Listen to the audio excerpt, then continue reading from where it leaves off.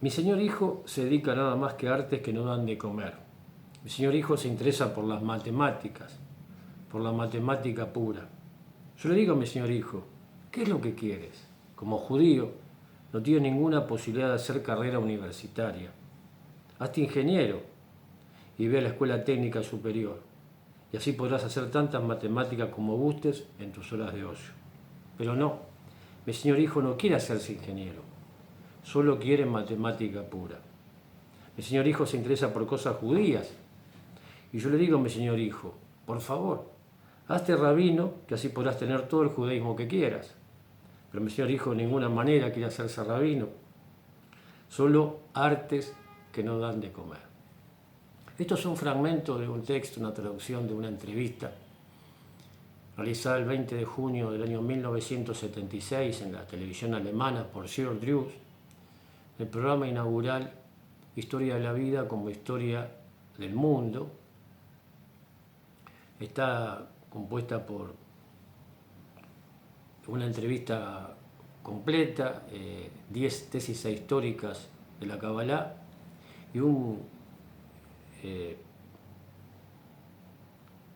apéndice, que es esta parte donde se habla, recuerda a este señor hijo, que se llama, que está titulado Los cabalistas sabían algo que nosotros no sabemos.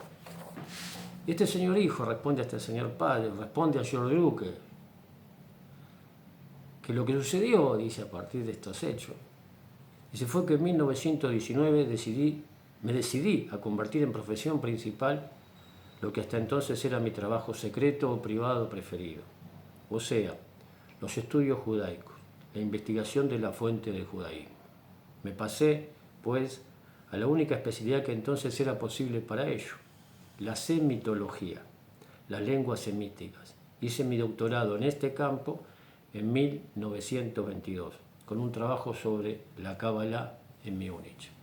Este señor hijo es, en ese momento, era Gerhard Scholem, hoy conocido como Gershom Scholem, el gran divulgador del misticismo hebreo, que buscando las razones de la pregunta de qué es ser judío, era hijo de un judío alemán asimilado, que tenía dueño de una imprenta, que se ocupaba de su futuro,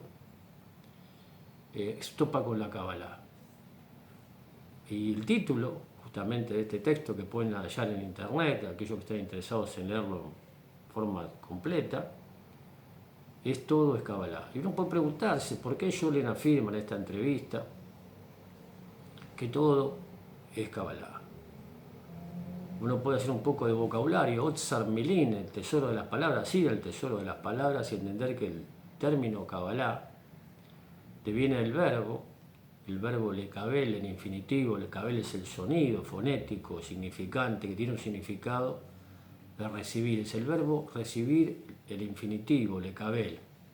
Kabbalah es el verbo lekabel conjugado en la primera persona del singular. Es decir, Kabbalah es yo recibo. Cada uno de nosotros recibimos. La pregunta es, ¿qué recibimos? Entre muchísimas cosas, la angustia, como en este caso nuestros mayores. La angustia de la cultura predominante, imperante, la sociedad, que obtura nuestro deseo. En este caso, Scholem, que decide estas artes que no han de comer, toma la decisión,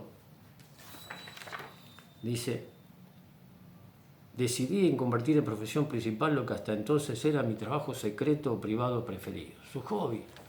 Y él crea en Jerusalén, y a partir de él no existía ni rabino ni ingeniero. Las matemáticas y el judaísmo lleva a crear la cátedra de misticismo judío, un pionero, gran divulgador de la Kabbalah, de muchos pensadores o poetas, escritores como Borges, Juan Gelman Beben, tiene una visión de la Kabbalah a partir de la lectura de Scholem, que tiene continuadores en este ámbito.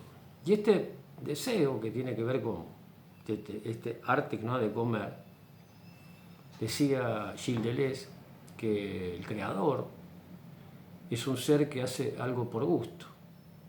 trabaja por gusto, perdón. Pero como decía Rabbi Yehuda Ashlag, nadie hace nada sin ningún interés. Ya no solo trabajar, ¿quién trabaja por gusto? Pero el deseo en sí mismo, en palabras de Isaac Luria, transcripto, la transcripción no viene por medio de su escriba, discípulo principal, que fue Rab Jaime Whittle, el Calabrés, dice que la satisfacción del deseo no está en la consecuencia, sino en la causa. Es decir, que el hacer propiamente no tiene que ver con el reconocimiento, con el logro económico, la productividad. Esto que se planteaba ya en el año 1922, presenta su tesis de doctorado sobre la Kabbalah en Múnich, 100 años atrás, hoy se agudiza. Y pensadores como Byul Shalham reconocen que esta angustia que se traslada a los jóvenes, miedo por el futuro, porque el papá de Joel se ocupaba de su futuro, ese futuro que hoy es un pasado, ¿qué iba a hacer? Dedicándose a artes que no daban de comer. Ese promueve o produce o uno observa una sociedad del cansancio, así la define, una sociedad que no puede, que limitada por horarios, rutinas, respondiendo a la realidad inmediata que se le pauta, esos mandatos culturales, sociales, genera dolor, enfermedad, depresión, problemas, en el cual agoniza nuestro héroe, nuestro deseo, el deseo de esta energía que no puede ser manifestada, realizada. No preguntamos, a los jóvenes cuál es su deseo. Hay una diversidad de opciones que también generan confusión. Uno no sabe, pero ¿qué es lo que disfruta cada uno? Disfrutó, la pregunta, ¿qué disfruta cada uno de nosotros? ¿Qué es lo que le da placer hacer? En palabras de Gilles Deleuze, ser algo, trabajar por gusto, que es algo que uno haría. La pregunta, ¿qué haría uno gratis? ¿Qué haría uno por gusto? Sin ningún interés. Bueno, uno dice, tenés que vivir, decía mi maestro. El papá le preguntó cuando tenía adolescente, la adolescencia es una edad esta. Dice, ¿qué querés hacer? ¿Qué gustaría ser? Poeta y músico, respondió él. Y dice, bueno, ¿pero qué vas a vivir? ¿Cómo uno logra encontrar, equilibrar su vida, su salud, respondiendo, comprometido con su sociedad, con su cultura, con su comunidad, pero encontrando actividades que lo satisfagan? Por eso deberíamos preguntarnos qué nos place, qué haríamos otra vez, en palabras de Gilles Deleuze, qué haríamos por gusto, qué hacemos por gusto.